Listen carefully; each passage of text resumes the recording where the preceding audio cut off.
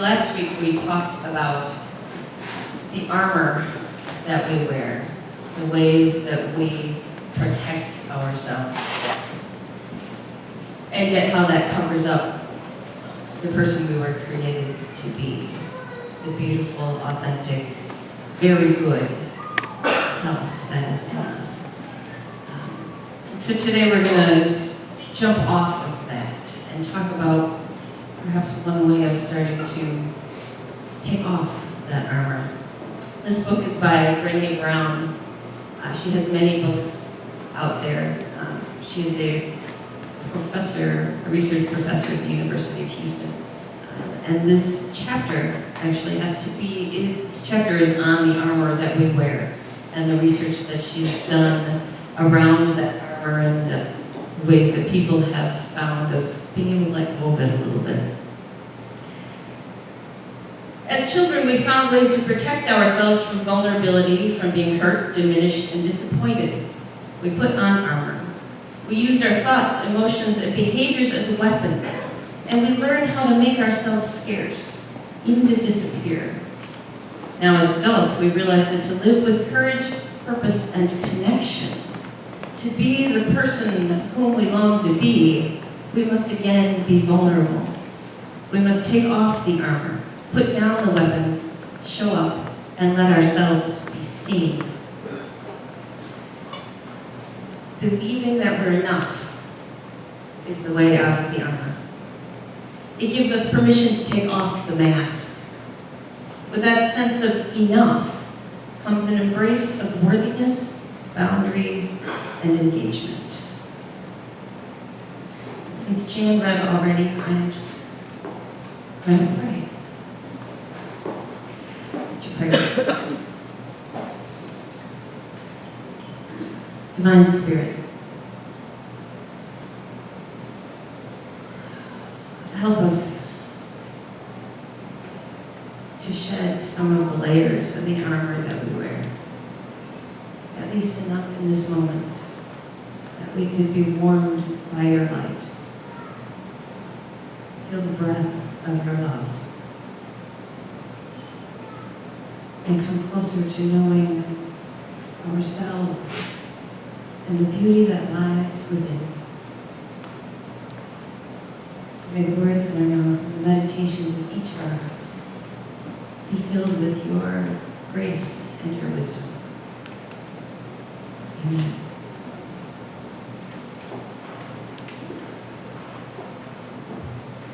Have you ever felt like you weren't enough? I'm the only one. Maybe I saw a couple of nods. Everybody else felt like you weren't enough. How?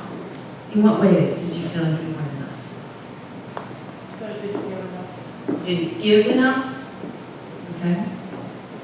Find that hard to believe, Brenda, but okay. In your role as a mother, not a good enough mom. Didn't know enough. Not smart enough or didn't know enough? Both. What else? Being always criticized. So you were always criticized and so you felt like you just didn't measure up. Just plain not good enough.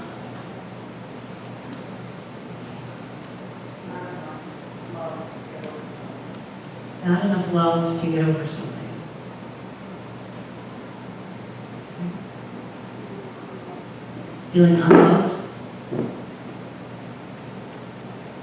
Greg, I gotta say, I love your shirt today because it's like totally about you being enough. He says, his shirt says, man enough to be a Girl Scout. So thank you very much.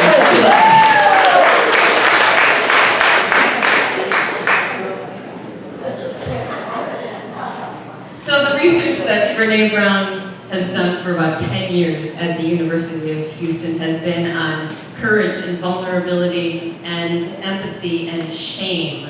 And she's got a whole chapter in this book devoted to the armor that we wear and how to start to take it off.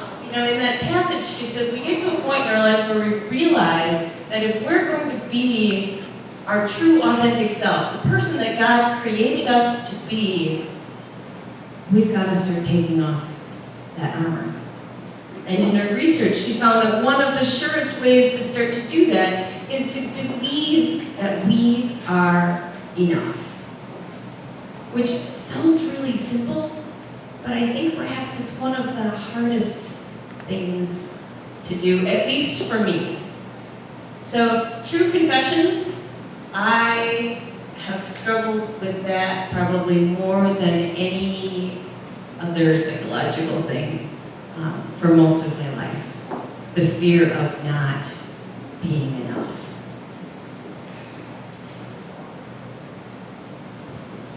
And it probably stems from being young. I think when we think about our enoughness, we have to start to analyze, where did the seeds get planted that said we weren't enough? And how did those seeds get watered? And I think of my not enoughness. I go back to grade school, and maybe the seeds were planted because kids made fun of my glasses and my last name and called me awful names. Maybe the seeds were planted on the playground because the boys were certain that girls were less than. Maybe the seed was planted because my dad was really good at saying, oh, okay, that was really good, but.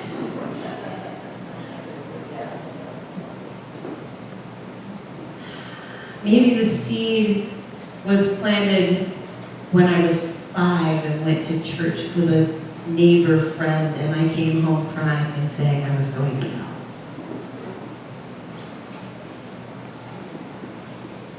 All kinds of seeds. And they probably didn't stop there. And then they were watered by a society that has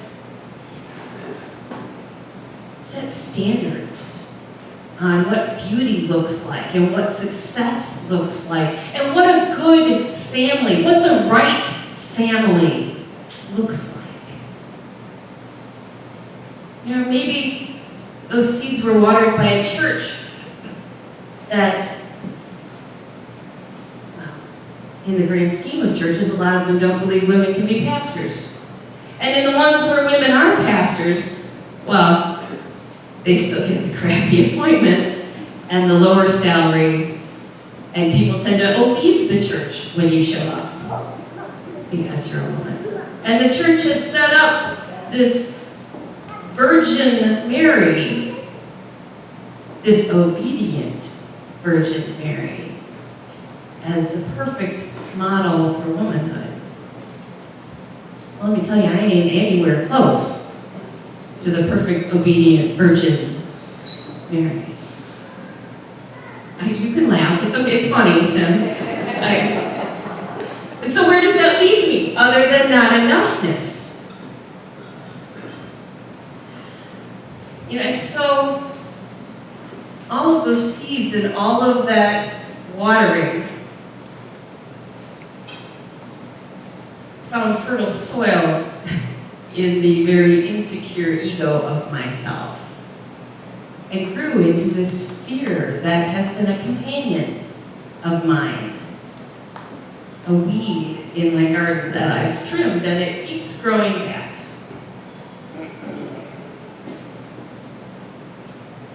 And yet there have been times where I've looked beyond that fragile ego and known that there is something more underneath. And so sometimes I've been able to stand up for myself. Against those boys on the playground, I fought back, and I fought back. Got the nickname Steel Toes for fighting back, because by golly, I was good enough as a girl. It took me 4 years with the woman who would eventually become my stepmother. During the 4 years she and my dad dated, she put me down and called me names and insulted me and yelled at me. It took me 4 years before I could finally look her in the face and say, it's not what you think about me that matters, it's what I think. little moment where I tore out that weed. And then there was the time at a wedding that a male pastor looked at me and said, "Oh, that was a pretty good sermon for a woman." And I said, "Well, that was a pretty good compliment for a man."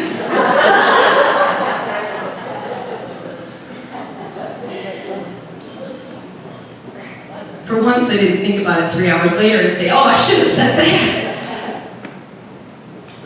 And yes, feeling not good enough, not a good enough mom. That one still gets me. Mostly because of the divorce. And I have to remind myself that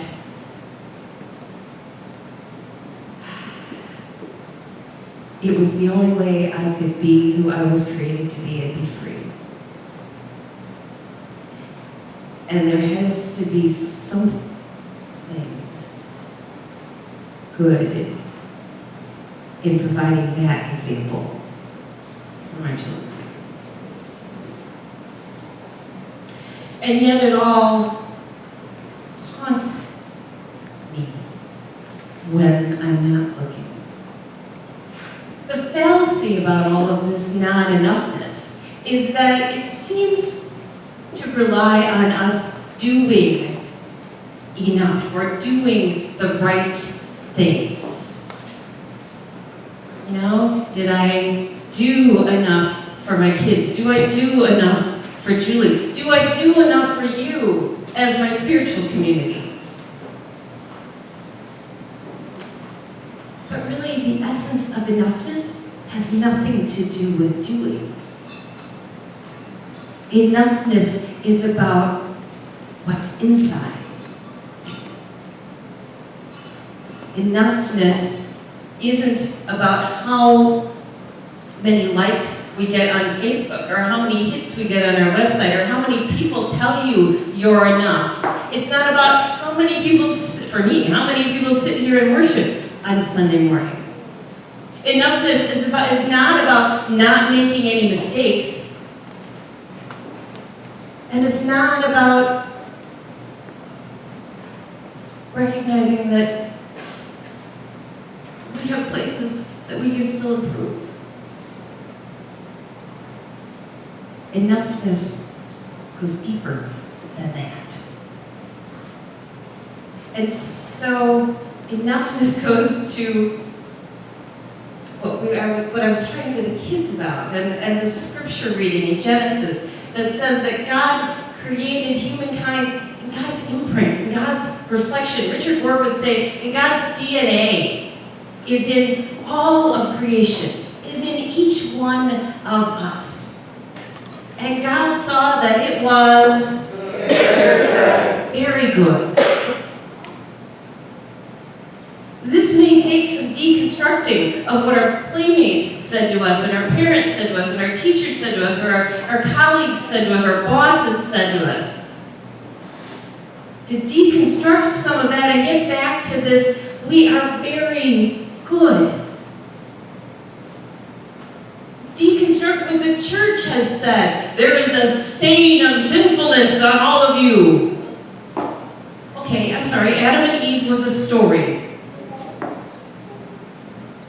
to explain why we're mortal, and why we screw up, and why women have pain in childbirth, and why men toil the earth at that time. It wasn't meant to knock us down to something miserable and feeling horrible about ourselves for our entire lives. You are very good. The essence of your soul is very good. And we forget that so easily. But we're the only ones that can claim that again for ourselves. No matter what we do, there is an innate worthiness in us.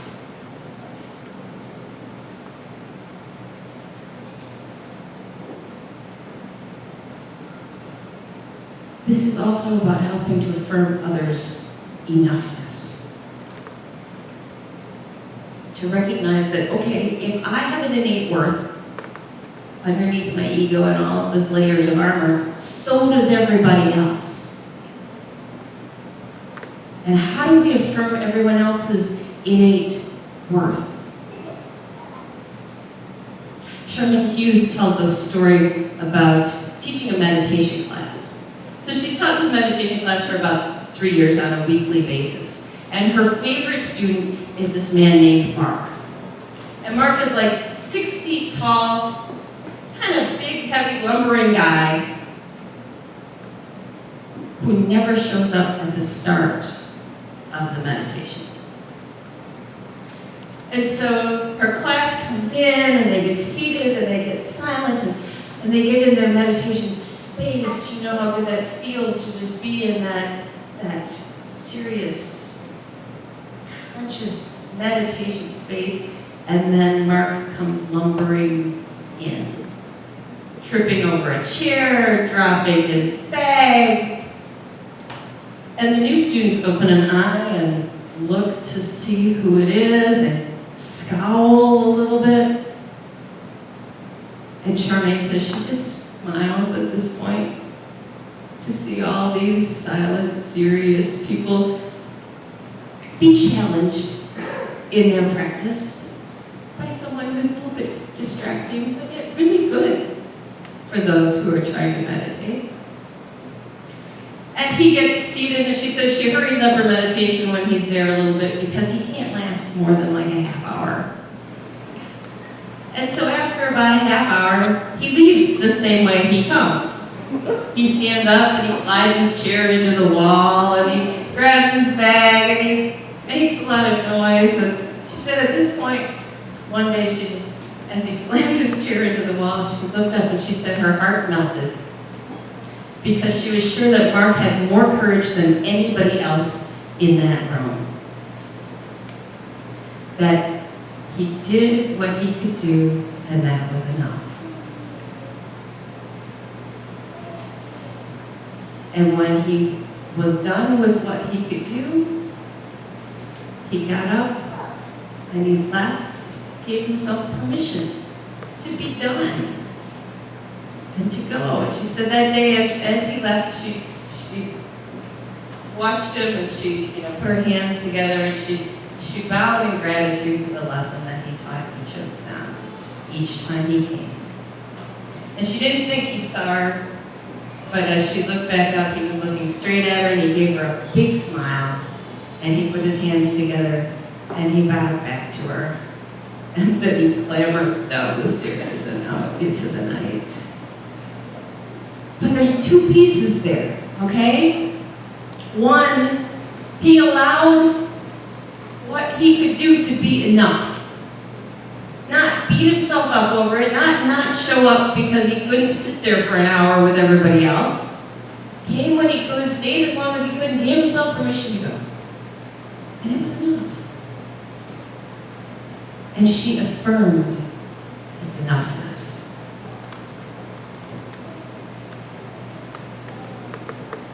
We need to affirm each other's enoughness. It's easy with like little kids, when you're teaching them how to garden or how to cook or something.